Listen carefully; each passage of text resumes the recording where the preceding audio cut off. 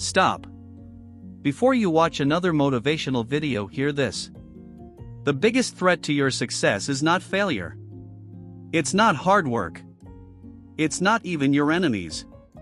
It's the person sitting right next to you, smiling at your face, while secretly praying you fall. Schopenhauer, one of history's darkest, most honest thinkers, said something that will change how you see every relationship you have.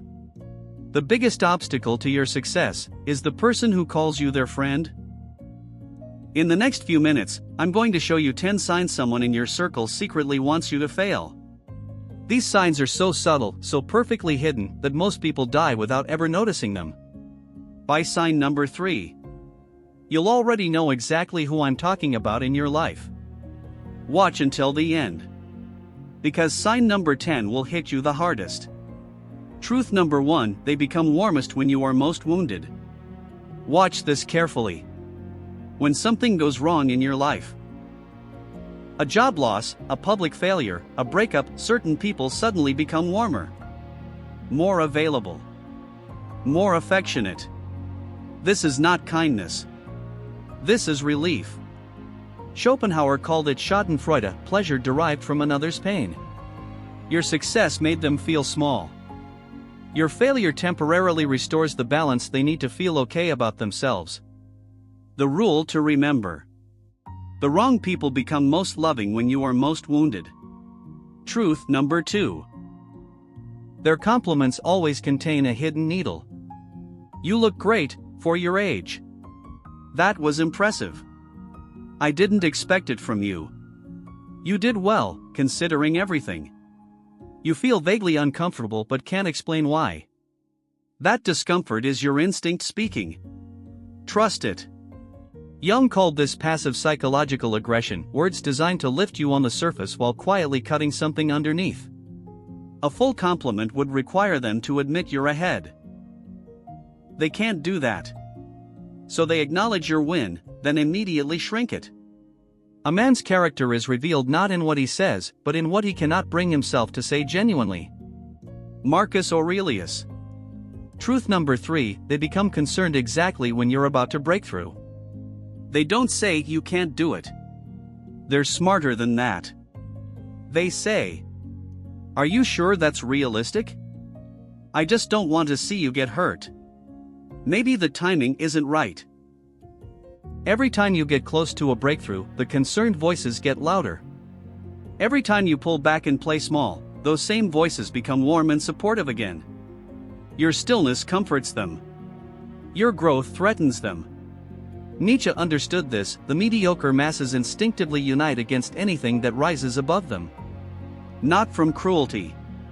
From self-preservation. Never confuse their fear for your limitation. Truth number 4, they vanish during your victories. They are always busy on the night of your celebration. They forget to respond to your biggest announcements. They show up late, leave early, or give the most minimal acknowledgement possible.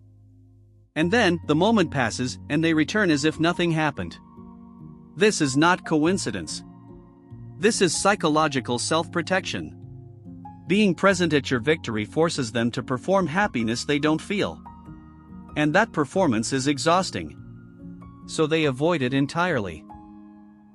True allies celebrate your light. Jealous shadows can only tolerate your darkness. Truth number 5, they copy you while pretending you don't impress them. They study you. Quietly. Obsessively. Then they imitate your style, your habits, your ideas, while acting like you don't particularly inspire them. Jung said we don't copy what we find ordinary. We copy what we secretly wish we were. They walk your path 3 months later and pretend they discovered it themselves. What they copy, they secretly worship.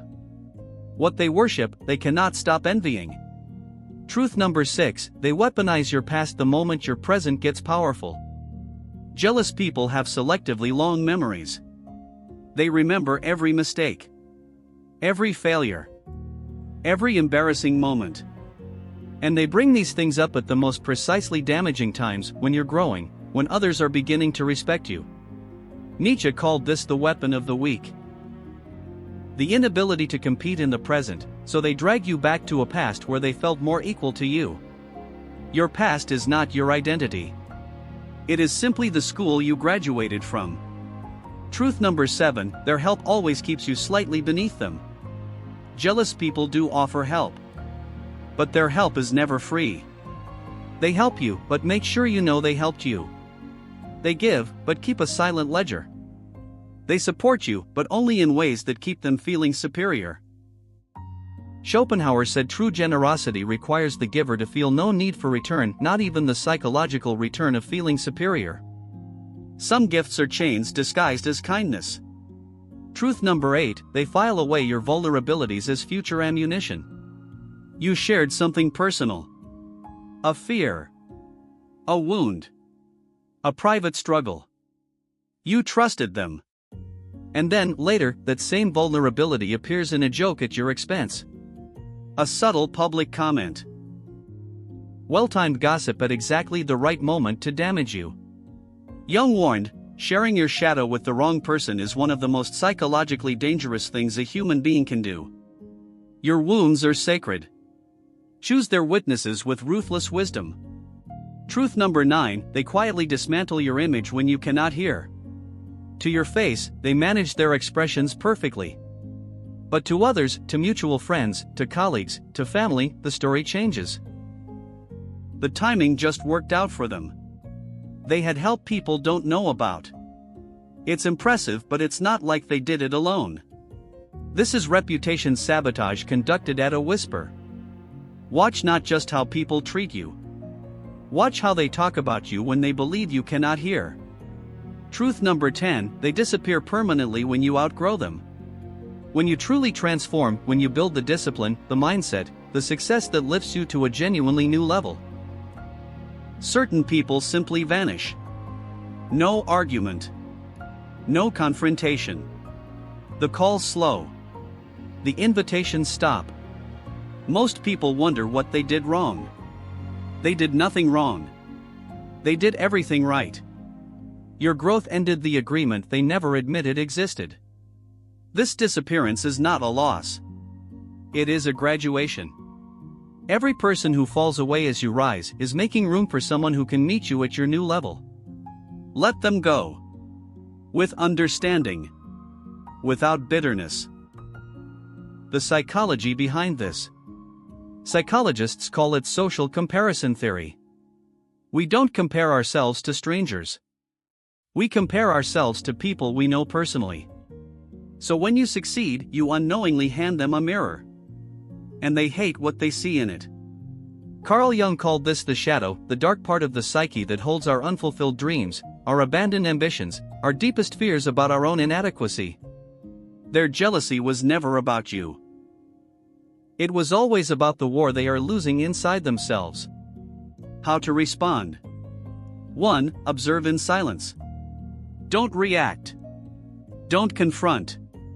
Let patterns reveal themselves. 2. Guard your inner world. Your goals, your wounds, your plans, share them only with people who have earned that access. 3. Let your success speak. The most powerful response to jealousy is undeniable, unstoppable progress. 4. Create distance without drama. Redirect your energy. Quietly. Deliberately. 5. Stay locked on your mission. Your focus is your shield. You now know what most people will spend their entire lives never seeing.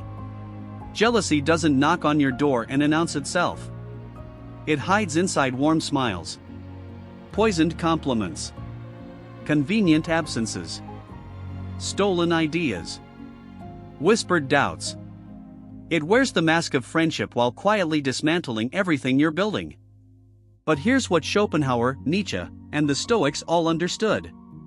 The person who truly rises doesn't rise because nobody tried to stop them. They rise because they learned to see clearly. Marcus Aurelius wrote, "The impediment to action advances action. What stands in the way becomes the way." Every jealous person in your circle is not your obstacle. They are your compass pointing directly toward the growth that is making them uncomfortable. Keep building. Keep rising. not to prove anything to them, but because the life you are capable of living is far too powerful to shrink for people who were never brave enough to build their own. The circle gets smaller. The vision gets clearer. The mission gets stronger. That is not loneliness. That is evolution.